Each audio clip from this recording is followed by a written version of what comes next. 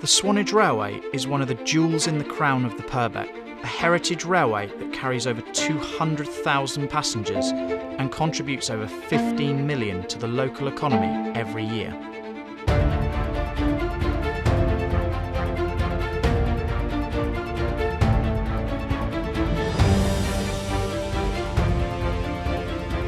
I'm Josh and I volunteer as a fireman on the railway.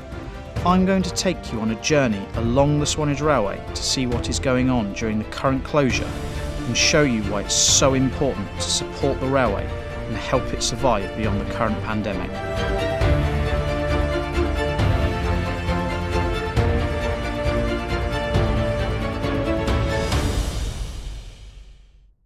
In this episode, I'll look at the cost of mothballing the railway and loco carriage and wagon maintenance. I'll also be catching up with one of our volunteers to find out what he's been doing during the pandemic to help the railway. And finally, I'll get an update on Project Wareham. But first, I'm off to have a frank conversation with the Swanage Railway Trust Chairman, Gavin Johns. Hi Gavin, thank you for joining me. Now I know the railway is facing the stark reality of having to make some difficult decisions at the moment. Could you give me an insight into those problems that exist? We started out this year with a full plan to operate services across the whole year with our volunteers and our staff. Coronavirus came along very quickly in March and we had to make a decision to suspend activity on the railway, to ask our volunteers to stay away.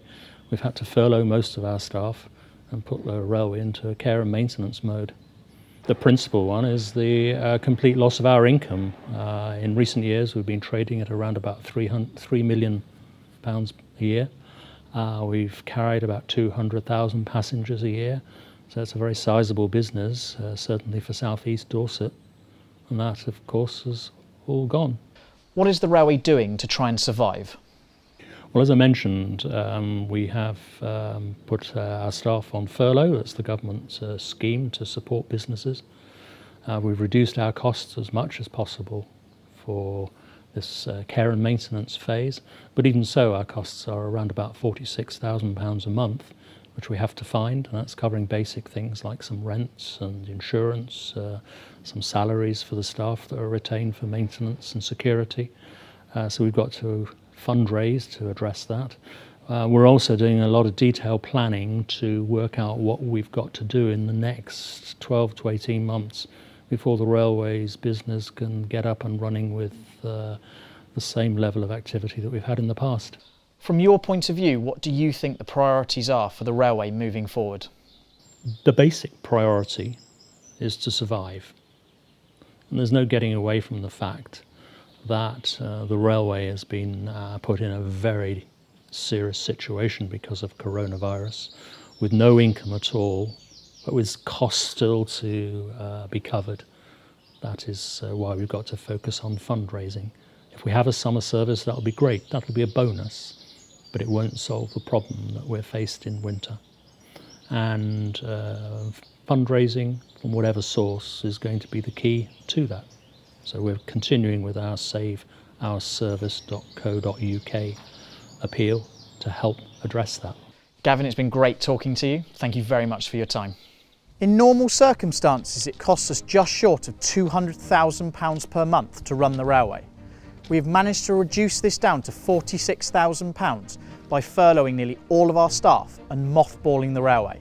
But this has not been enough. We are in crisis and desperately need your help in order to survive.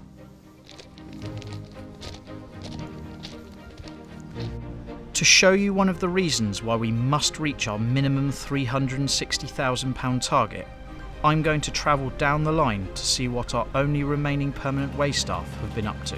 I didn't get far out before I caught up with Billy and Barry, dealing with this tree.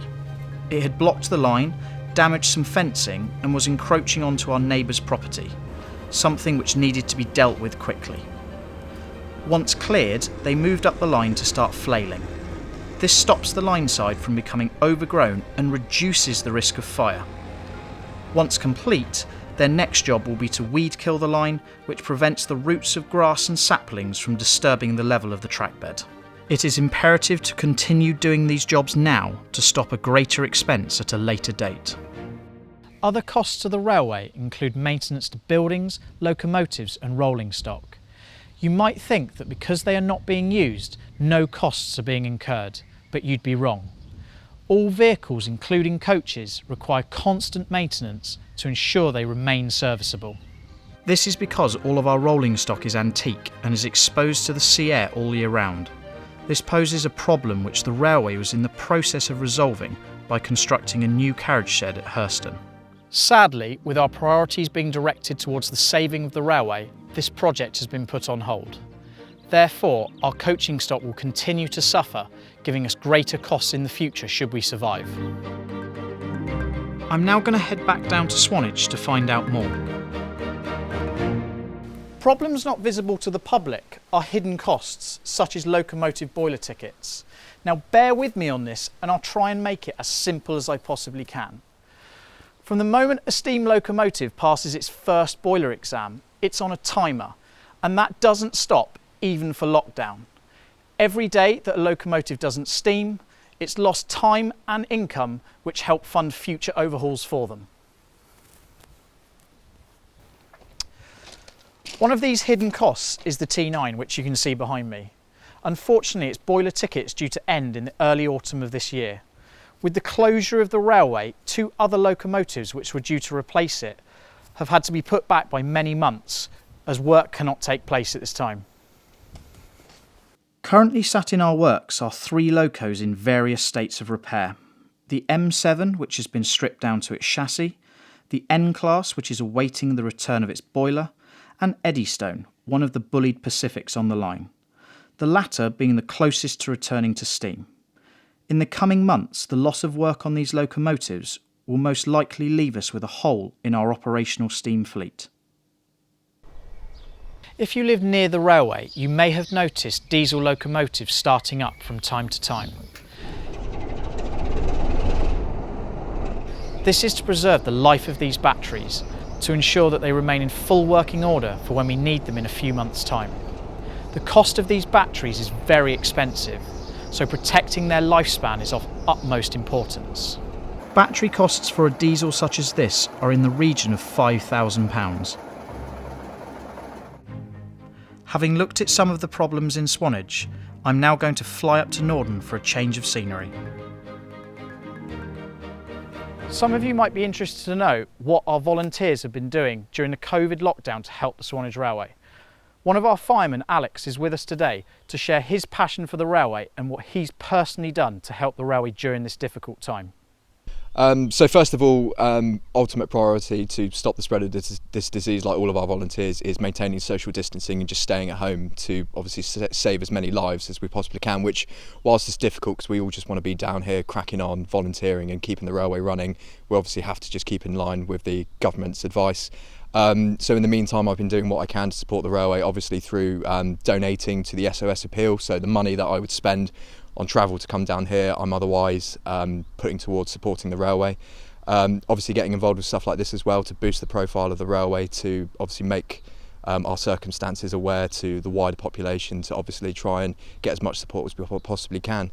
And yeah, just looking forward to the day where we do eventually beat this virus and we can get back to running trains and having a great time. Beyond Corfe Castle and Norden, we eventually arrive at our boundary with Network Rail and are linked to the main line with Wareham. The Wareham service will link us with the national network, enabling visitors to come by rail from all over the country. I'm meeting one of the people who has done a lot of work in trying to get the Wareham service up and running. As you can see behind me, I'm stood very close to our Network Rail boundary. I'm here today to speak to Nick Lloyd, who has done a lot of work on the Wareham service, to see what updates he can give us in terms of when that service might be able to take place. Hi Nick, you've been a busy man. Yeah. What can you tell me about the Wareham service? Any updates that you could give would be great. Well, in March this year, the Swanage Railway was on the cusp of being granted a licence to run passenger trains to Wareham. Its application for a non-mainline safety certificate had been submitted, and the Office of Rail and Road had indicated they were minded to grant a passenger train licence based on that application. Since then, COVID-19 came along and life on the railway, as in the country in general, is completely different. The units that have been delivered for operating the Wareham service are now stored at Corfe Castle. There is some commissioning work that still needs to be done on them, but they are stored now at Corfe Castle. No work can take place on the ground, so it's brought all staff training to a halt. And ultimately, we're in a state of limbo now until we know how things are going to go going forward. Why is the railway not looking to run a trial service later on in the year, even if the railway is back open? Well, as I say, there is still some commissioning work that needs to be done on the units that are destined for the Wareham service. There is still staff training that needs to be done on the drivers, on the guards, also on staff like responsible officers and fitters, the staff that people don't necessarily think about when they're initially looking at the service.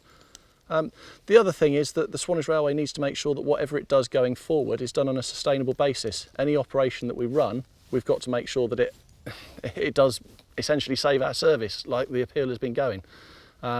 We need to make sure that whatever steps we are taking fit in with the ambition and the intention of making sure the Swanage Railway continues to be viable going forward.